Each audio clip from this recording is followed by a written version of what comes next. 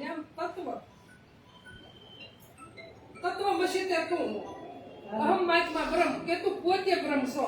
તું તત્વ જે છે એ તું પોતે છો અને તું જે પોતે છો તત્વ છે એ જ વસન છે.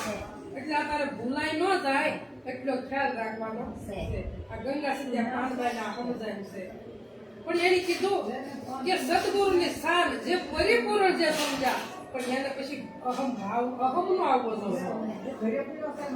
નકર કે ભાઈ કે જો અહમ સડી જાય માણા કે ભાઈ જો મારી જેવું કોઈ આવડતું નથી અને મારી જેવું કોઈ ભજન કરી શકતું નથી અને મને એટલું આવડે છે અને એટલી નિરાજ બાપુ કીધું કે એવા ગુરુ થયા ઉષા તે કૃત તો જલમનું પણ નીર તો નીસે ખામી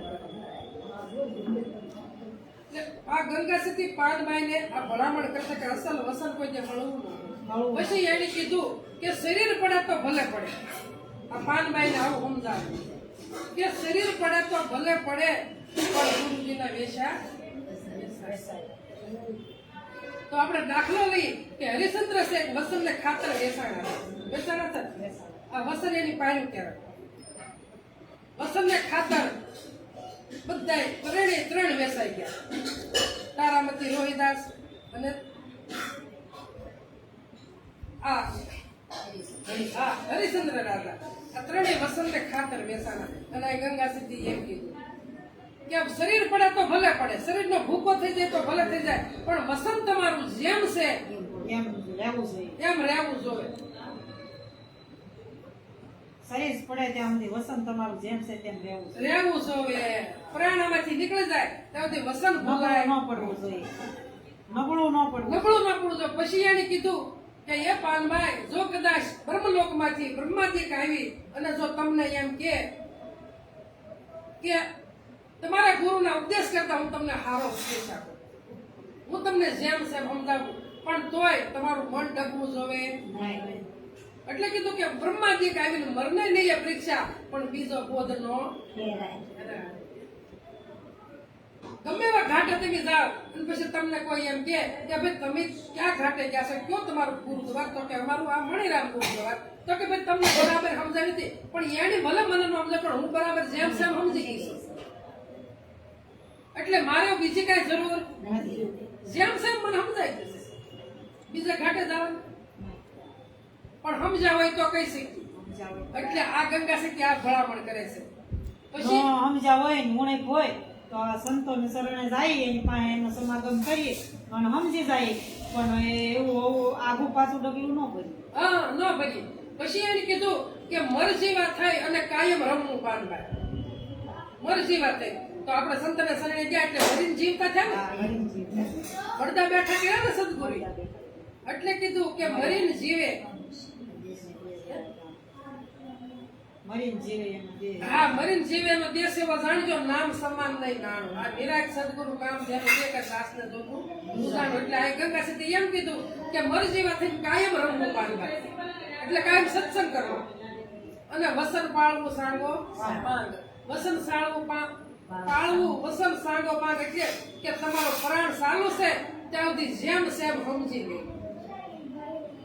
પ્રાણ ચાલુ છે ત્યાં સુધી આ વસંત સાંગો પાંગ એટલે પ્રાણમાં સુવાસો સુવાસ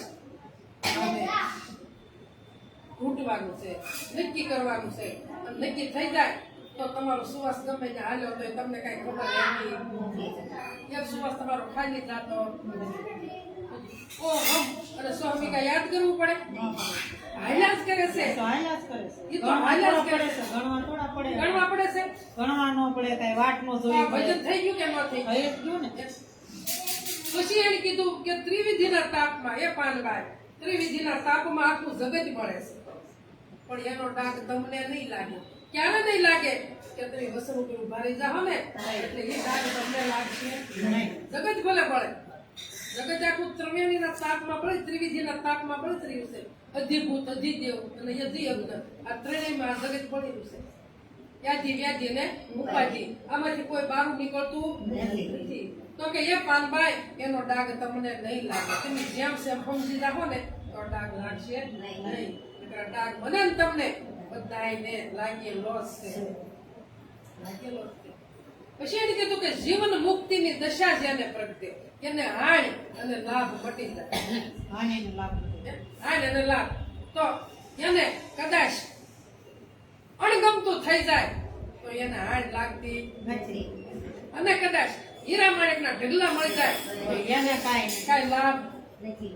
હાય મને થોડુંક આપી દે થારું કે મારે આવું હોત તો સારું, એવું કાંઈ એને લાગતું એને લાગતું એને નથી. એવો એટલે- મનમાં વિચારે ન આવે. એટલે જ કારે પણ એમ કીધું કે જીવન મુક્તિની જ્યારે દશા પ્રગટે કે હવે હું તમને એમ થાય ને કે હું જીવન મુક્ત થઈ ગયું છું. કે હવે મારા વિશ્વને કઈ લેના દેના નથી. કે જીવન મુક્તિની દશા જેને પ્રગટે પાનભાઈ એને હાડે નથી અને એને લાભ પણ નથી.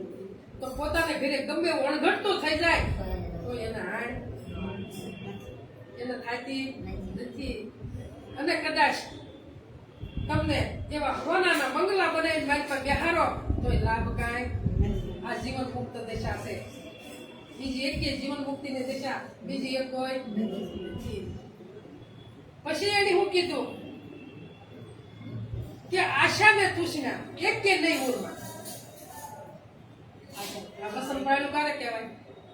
આશા નથી અને કોઈ તૃષ્ણા નથી. મળે તોય ભલે અને ન મળે તોય ભલે. કોઈ આશા નથી એમ કોઈ તૃષ્ણા નથી. આશા ને તૃષ્ણા એક કે નહીં મૂળમાં પાનભાઈ આ એને પરમ ભક્ત કહેવાય. કેવો કહેવાય? પરમ ભક્ત. બીજો એક પરમ ભક્ત નથી. કૃષ્ણ ભગવાને ગીતાજીમાં કીધું કે અર્જુન કે મને જે પ્રેમી છે જે જ્ઞાની છે એ જ ભક્ત મને પ્રિય છે. બીજો મને એક કોઈ પ્રિય નથી. અને જ્ઞાની જે ભક્ત છે એ મારો આત્મા છે, મારો અંશ છે, મારો આત્મા છે. પણ જ્ઞાની છે એ કીધું કે આશા ને તૃષ્ણા એક કઈ નહીં મૂળમાં પાનભાઈ એ પરમ ભક્ત કહેવાય. ભાઈને દઢતા રાખો તો તમે એવી રાખજો. કેવી રાખજો? દઢતા દઢતા રાખો તો તમે એવી રીતે રાખજો કે જેથી રીજે સદગુરુ દેવ. સદગુરુ રાય રીજે. તો આપણે આવી રીતે વસન પાકું કરી લઈએ અને જો આપણું વસન અડીખમ જેમ સેમ સમજી લઈએ અને વસન ઉપર ઉભા રહીએ, રેડી ઉપર ઉભા રહીએ તો આપણા સદગુરુ કેમ ન રાજી થાય? ન થાય? એમ થાય કે ક્યારે મળું, ક્યારે મળું, ક્યારે મળું. એ તો એ કાંઈ એનો વેર આમાં નથી બેઠો થતા બેઠો કાંઈ. સદગુરુ આમાં બેઠો બેઠો ગદગદી એની સાથે ખુશી થાય છે. એટલો એને આનંદ આવે છે. પણ આપણે એની પર દૃઢ વિશ્વાસ રાખીએ અને એની જેમ વસન આપણને આપ્યું છે, વસ્તુ આપી છે એમ જેમ છે એમ સમજી લઈએ તારે આ વસ્તુ પ્રાપ્ત થાય એવી થાય એવી નથી. આ ગંગા સતી એમ બોલ્યા કે એને નડે નહીં માયાની સાય. હવે તમે મેં જે નક્કી કરી લીધું છે તો હવે આપણને કોઈ જે માયાની સાય નડે ખરી?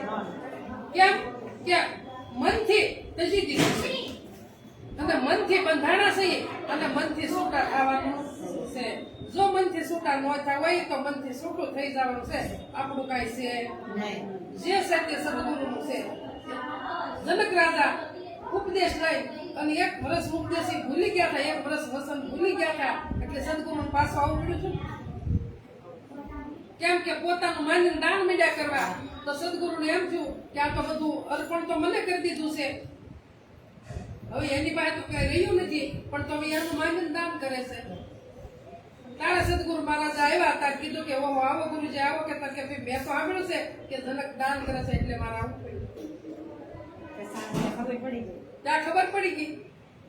તારે કીધું કે આ ગુરુ મહારાજ તમારે જે જોવે એ કે ભાઈ મારે તો શું કરવું કે હું તો ક્યાં લઈ નાખવું કે હું તો કરતા રાખશો, મારે શું કરવું? પણ જનક એક પ્રશ્ન હું તને પૂછું કે આ રાજ પહેલા કોનું હતું? કે મારા પિતાનું. કે એની પહેલા કોનું હતું? તો કે એના પિતાનું. કે એની પહેલા? તો કે એના પિતાનું. કે જનક તું બધું દાન તો કરે છો હાથથી ઘોડા બધું, પણ તારું બનાવેલું શું છે? તારી બનાવેલી વસ્તુ હોય મને આપી. તારે નાઈ ઉગડી કે ઓહો આ તો બધું મારા સદગુરુનું છે, મારા ગુરુને મેં અર્પણ કરી દીધું હતું અને આ બહુ મારી મોટી ભૂલ થઈ. એક વર્ષ વસન ભૂલી ગયો અને મારું કરીને બધું દાન દેવા માંડ્યો, પણ આ તો બધું મારા ગુરુજીનું છે. એ ગુરુ મહારાજ મારું કાંઈ નથી, આ બધું જે છે તે તમારું. તો જો આવી સાંજ જો આપણને થઈ જાય તો આપણો મેળો પાર થઈ જાય. અને આપણે આપણી શાન ન્યા જ રાખવાની છે. એટલે ગંગાજીથી કીધું કે શાનમાં શાન એક તો પાનભાઈ અને જેથી ઉપજે આનંદના બોધ. સદગુરુએ આપણને શાન તો કરી છે, પણ શાનની અંદર પાછી આપણી શાન ભળવી જોઈએ ને, ભળવી જોઈએ. તારે આપણા સદગુરુના સંતોષ થાય. નકર તો ઓલી શાન છે અને આપણી શાન નો ભળી હોય તો એમાં સાંભળનારા રસ નો આવે. ન આવે. અને ઈ તો આપણી માટે બધું મુકતા ગયા, પણ પછી આપણે એની પર વિચારવું કરવો પડે ને, વિચારવું આપણે પડે, પ્રેમ આપણે જગાડવો પડે. ઈ તો ખૂબ મહેનત કરીને આપણે હાટો મુકતા ગયા કે કોઈ જીવ જો તરી જાતો હોય ને તો એ જેવું એક ગુણ નથી. આ સંતો મહેનત કરીને ટૂંકા પાંદડા ખાધા છે, કોઈ તરસ્યા રહ્યા છે, કેવી બધા મહેનત કરી નગર કોઈ મોટી ચીજ ને આપણે કોઈ સંતો કાંઈ ગામો કાંઈ દોડે. પણ સંતોની લાગણી એવી છે કે જો કોઈ જીવ જાગી જતો હોય તો અમારે જવામાં વાંધો નથી. ભલે ને એને આણ કે લાભ કાંઈ નથી, કોઈ હારાય કે કોઈ બોલાય કે જેવા કે એના દેહને કાંઈ લેના દેના નથી. કેમ કે મનથી છૂટા થઈ ગયા તો આપણે મનથી છૂટું થઈ જવાનું છે. એટલું કઈ મારી વાણી વિરામ આપું. બોલો સદગુરુ.